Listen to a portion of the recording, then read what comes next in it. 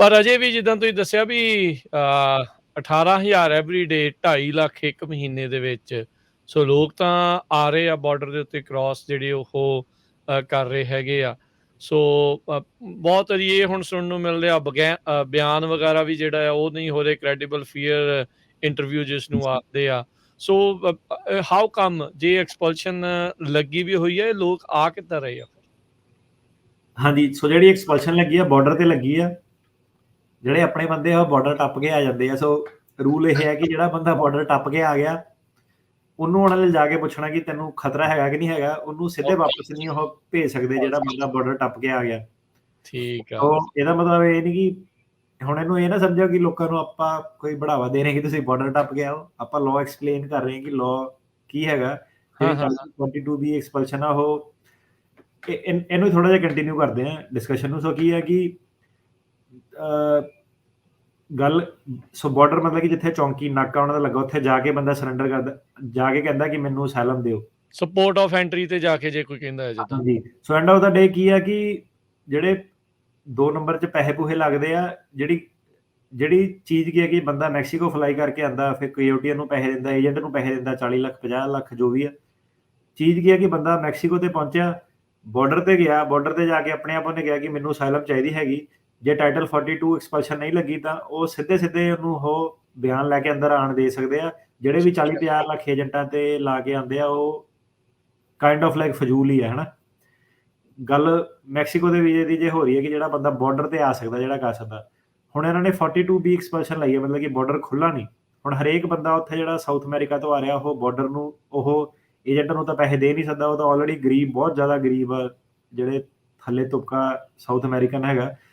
ਸੋ ਉਹ ਕੀ ਸੀਗਾ ਕਿ ਬਾਰਡਰ ਤੇ ਆ ਕੇ ਆਪਣੇ ਆਪ ਨੂੰ ਪ੍ਰੈਜ਼ੈਂਟ ਕਰਦਾ ਸੀਗਾ। ਸੋ ਉਹਨਾਂ ਨੂੰ ਇਹਨਾਂ ਨੇ ਟੰਗ ਕੇ ਰੱਖਿਆ ਪਿਛਲੇ 2 ਸਾਲਾਂ ਤੋਂ, ਕਿਉਂਕਿ 2020 'ਚ ਜਿਹੜੀ ਸੀਗੀ 42 ਐਕਸਪਲਸ਼ਨ ਇਹਨਾਂ ਨੇ ਲਾਈਆਂ ਹੋਈਆਂ। ਜਿਹੜੇ ਲੋਕੀ ਅੰਦਰ ਆ ਰਹੇ ਆ, ਜ਼ਿਆਦਾਤਰ ਜਿਹੜੇ ਸਾਡੇ ਕਲਾਇੰਟ ਉਹੀ ਦੱਸਦੇ ਆ ਕਿ ਕੋਈ ਬਿਆਨ ਜਿਹੜੇ ਸੀਗੇ ਨਹੀਂ ਹੋਏ।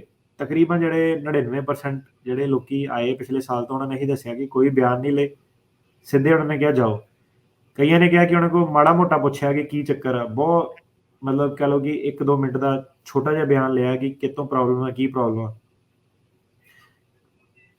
ਕੇਸਿਸ ਹੈਗੇ ਨੇ ਕਈ ਵਾਰੀ ਸਾਡੇ ਕੋਲ ਆਉਂਦੇ ਨੇ ਕਿ ਜਿਹੜੇ ਬਿਆਨ ਜਿਹਨਾਂ ਦੇ ਡਿਨਾਈ ਹੋ ਗਏ, ਜੱਜ ਮੂਹਰੇ ਹੀਅਰਿੰਗ ਪੈ ਗਈ। ਲੂਈਜ਼ੀਆਨਾ ਹੋ ਗਿਆ, ਜਾਰਜੀਆ ਹੋ ਗਿਆ, ਟੈਕਸਸ ਹੋ ਗਿਆ। ਸੋ ਕਈ ਜਿਹੜੇ ਕੈਂਪ ਹੈਗੇ ਆ ਉਹਦੇ ਵਿੱਚ ਬਿਆਨ ਲਿੱਤੇ ਜਾਂਦੇ ਆ ਤੇ ਲੋਕਾਂ ਨੂੰ ਜੱਜ ਮੂਹਰੇ ਰੈਫਰ ਕੀਤਾ ਜਾਂਦਾ ਤੇ ਫਿਰ ਅੱਗੇ ਜੱਜ ਤੇ ਆ ਜਾਂਦਾ ਕਿ ਕਈ ਵਾਰੀ ਸਹੀ ਬਿਆਨ ਵਾਲੇ ਨੂੰ ਵੀ ਉਹ ਕਹਿੰਦਾ ਕਿ ਨਹੀਂ, ਇਹਨੂੰ ਵਾਪਸ ਭੇਜੋ। ਸੋ ਏਦਾਂ ਨਹੀਂ ਹੈਗਾ ਕਿ ਲੋਕੀ ਵਾਪਸ ਨਹੀਂ ਜਾ ਰਹੇ। ਅੱਜ ਵੀ ਕਈ ਲੋਕੀ ਜਿਹੜੇ ਵਾਪਸ ਭੇਜੇ ਜਾ ਰਹੇ ਆ, ਪਰ ਬਹੁਤ ਘੱਟ ਆ। ਟਰੰਪ ਦੇ ਟਾਈਮ ਤੇ ਜਿੱਦਾਂ ਇਹ ਸੀਗਾ ਕਿ 500 ਬੰਦੇ ਆਏ ਤਾਂ 10 ਬੰਦੇ ਇੱਧਰ ਨੂੰ ਆਏ, ਬਾਕੀ ਸਾਰੇ ਵਾਪਸ ਭੇਜੇ। ਹੁਣ ਸਿਨੈਰੀਓ ਪੁੱਠਾ ਹੋ ਗਿਆ ਕਿ ਮਤਲਬ ਜ਼ਿਆਦਾਤਰ ਜਿਹੜੇ ਲੋਕੀ ਆ ਉਹ ਰਿਲੀਜ਼ ਕਰ ਦਿੱਤੇ ਜਾਂਦੇ ਆ। ਜਿਹੜੇ ਫੀਮੇਲਸ ਆ, ਫੈਮਿਲੀ ਵਾਲੇ ਜਿਹੜੇ ਕੇਸ ਆ ਜਾਂ ਜਵਾਕਾਂ ਦਾ ਜਿਹੜਾ ਆ ਰਿਹਾ, ਉਹਨਾਂ ਦੇ ਬਿਆਨ ਜਿਹੜੇ ਆ ਨਹੀਂ ਹੋ ਰਹੇ। ਤੇ ਜਿਹੜਾ ਡਿਟੈਂਸ਼ਨ ਦਾ ਟਾਈਮ ਆ, ਕਈਆਂ ਨੂੰ ਈਵਨ ਜਿਹੜੀ 2-3 ਦਿਨ ਦੇ ਵਿੱਚ ਵੀ ਕਈਆਂ ਨੂੰ ਛੱਡ ਦਿੱਤਾ ਜਾਂਦਾ। ਜਿਹੜੇ ਯੰਗ ਅਡਲਟ ਮੇਲ ਹੈਗੇ ਉਹਨਾਂ ਨੂੰ ਕੁਛ ਹਫ਼ਤੇ ਕਈ ਵਾਰੀ ਜਿਹੜਾ ਸੀਗਾ ਜੇਲ੍ਹ 'ਚ ਲੱਗ ਜਾਂਦੇ ਆ। ਬੌਂਡ ਹੀਅਰਿੰਗ ਪੈਂਦੇ ਉਹਨਾਂ ਨੂੰ, ਜਿਹੜਾ ਟਾਈਮ ਲੱਗ ਜਾਂਦਾ। ਤੇ ਕਈਆਂ ਦੀ ਬੌਂਡ ਹੀਅਰਿੰਗ ਨਹੀਂ ਪੈ ਰਹੀ, ਸਿੱਧੇ ਜਿਹੜੀ ਆਈਸ ਵਾਲੇ ਸੀਗੇ ਸਿੱਧੇ ਔਨ ਦੇਅਰ ਓਨ ਜਿਹੜੇ ਛੱਡ ਰਹੇ ਆ। ਬੌਂਡ ਦੀ ਜੇ ਗੱਲ ਕਰੀਏ, 2 ਐਗਜ਼ਾਮਪਲਾਂ ਦਊਂਗਾ ਪਿਛਲੇ ਹਫ਼ਤੇ ਦੀਆਂ ਹੀ। ਮੇਰੇ ਖੁਦ ਦੇ ਕਲਾਇੰਟ ਸੀਗੇ ਜਾਰਜੀਆ ਦੇ ਵਿੱਚ। ਜੱਜ ਕਹਿੰਦਾ ਕਿ ਜੇ ਪਾਸਪੋਰਟ ਦੇ ਦਿੰਦਾ ਮੁੰਡਾ, ਜਮ੍ਹਾਂ ਕਰਾ ਦਿੰਦਾ ਤਾਂ 5000 ਬੌਂਡ ਪਾਊਂਗਾ। ਜੇ ਪਾਸਪੋਰਟ ਨਹੀਂ ਦਿੰਦਾ, ਕੋਈ ਹੋਰ ਆਈਡੀ ਦਿੰਦਾ, ਆਧਾਰ ਕਾਰਡ, ਪੈਨ ਕਾਰਡ, ਕੋਈ ਹੋਰ ਆਈਡੀ ਦਿੰਦਾ ਤਾਂ 7500 ਬੌਂਡ ਪਾਊਂਗਾ। ਜੇ ਕੋਈ ਵੀ ਆਈਡੀ, ਕੋਈ ਵੀ ਡਾਕੂਮੈਂਟ ਨਹੀਂ ਹੈਗਾ ਤਾਂ 10000 ਬੌਂਡ ਜਿਹੜਾ ਉਹ ਪਊਗਾ। ਲੂਈਜ਼ੀਆਨਾ ਵਾਲ ਦੀ ਹੀਅਰਿੰਗ ਸੀਗੀ ਫਰਾਈਡੇ ਨੂੰ। ਉਹ ਕਹਿੰਦਾ ਮੈਂ ਕੁਛ ਨਹੀਂ ਸੁਣਨਾ, ਮਿਨੀਮਮ ਕਹਿੰਦਾ 15000 ਬੌਂਡ ਆ। ਤੇ ਲੂਈਜ਼ੀਆਨਾ ਦੇ ਵਿੱਚ ਜਿਹੜਾ ਗਵਰਨਮੈਂਟ ਅਟਰਨੀ ਸੀਗਾ, ਉਹਨੇ ਬੜੀ ਕੋਸ਼ਿਸ਼ ਕੀਤੀ। ਗਵਰਨਮੈਂਟ ਅਟਰਨੀ ਕਵੇ ਕਿ ਇਹਦਾ ਨਕਲੀ ਕੇਸ ਆ ਜਾਂ ਏਦਾਂ ਨਾ। ਆਪਾਂ ਕਿਹਾ ਇਹਨੇ ਕੇਸ ਤਾਂ ਜੇ ਪ੍ਰਜੈਂਟ ਹੀ ਨਹੀਂ ਕੀਤਾ ਕੋਈ, ਤੂੰ ਕਿੱਦਾਂ ਕਹੀ ਜਾਂਦਾ ਕਿ ਹਨਾ ਨਕਲੀ ਕੇਸ ਆ। ਤੇ ਬਸ ਨਹੀਂ, ਇਹ ਫਲਾਈਟ ਰਿਸਕ ਆ, ਇਹਨੇ ਭੱਜ ਜਾਣਾ, ਇਹਨੇ ਭਗੌੜਾ ਹੋ ਜਾਣਾ, ਇਹਨੇ ਏਦਾਂ ਹੋ ਜਾਣਾ, ਇਹਨੇ ਓਦਾਂ ਹੋ ਜਾਣਾ। ਤੇ ਜਿਹੜੇ ਰਿਪਬਲਿਕਨ ਐਡਮਿਨਿਸਟ੍ਰੇਸ਼ਨ ਆ ਉਹ ਅੰਦਰੋਂ ਕੀ ਚਾਹੁੰਦੀ ਆ ਕਿ ਇਹ ਸਾਰੇ ਲੋਕੀ ਬਾਰਡਰ ਤੇ, ਉਹ ਕਹਿੰਦੀ ਕਿ ਇਹ ਬਾਰਡਰ ਟੱਪ ਕੇ ਕਿਉਂ ਆਇਆ, ਉੱਥੇ ਕਿਉਂ ਨਹੀਂ ਇਹਨੇ ਪ੍ਰੈਜ਼ੈਂਟ ਕੀਤਾ। ਆਪਾਂ ਕਹਿੰਦਾ ਹੁਣ ਬੰਦੇ ਦੀ ਮਰਜ਼ੀ ਹੈ ਕਿ ਉਹ ਇੰਡੀਆ ਤੋਂ ਆ ਰਿਹਾ, ਉਹਨੂੰ ਕਿਹੜਾ ਰਾਹ ਪਤਾ ਕਿ ਕਿਹੜਾ ਕਿੱਥੋਂ ਆ। ਇੱਥੇ ਕਿਹੜਾ ਕੋਈ ਗੂਗਲ ਮੈਪਸ ਲੱਗੇ ਨਾ। ਤੇ ਪਰ ਏਦਾਂ ਕਿ ਮੁੱਦੇ ਉਹਨੇ ਸਾਰੇ ਰੇਜ਼ ਕੀਤੇ ਸੀਗੇ। ਤੇ ਆਪਾਂ ਇਹੀ ਕਿਹਾ ਕਿ ਲਿਖਿਆ ਤਾਂ ਕਿਤੇ ਹੈ ਨਹੀਂਗਾ ਕਿ ਬਾਰਡਰ ਤੋਂ ਆਉਣਾ ਚਾਹੀਦਾ, ਕਿ ਜਿਹਨੂੰ ਸਾਇਲਮ ਦਾ ਖਤਰਾ ਹੈਗਾ। ਉਹਨੇ ਕਹਿੰਦੀ ਇਹਨੇ ਪਹਿਲਾਂ ਹੀ ਆਉਂਦੇ ਕਿਉਂ ਨਹੀਂ ਦੱਸਿਆ ਕਿ ਇਹਨੇ ਸਾਇਲਮ ਫਾਈਲ ਕਰਨਾ। ਬੰਦੇ ਨੇ ਆ ਕੇ ਦੱਸਿਆ ਸੀ। ਹੁਣ ਉਹਨੇ ਇਹ ਥੋੜ੍ਹਾ ਕਿ ਬਾਰਡਰ ਤੇ ਜੀਪ 'ਚ ਹੀ ਉਹਨੇ ਬੋਲਣਾ ਸ਼ੁਰੂ ਕਰ ਦੇਣਾ ਹੈ ਨਾ। ਤਾਂ ਜੱਜ ਨੇ ਛੱਡ ਦਿੱਤਾ ਸੀਗਾ ਬੰਦੇ ਨੂੰ, ਪਰ 15,000 ਜਿਹੜਾ ਸੀਗਾ ਬੌਂਡ ਪਾਇਆ।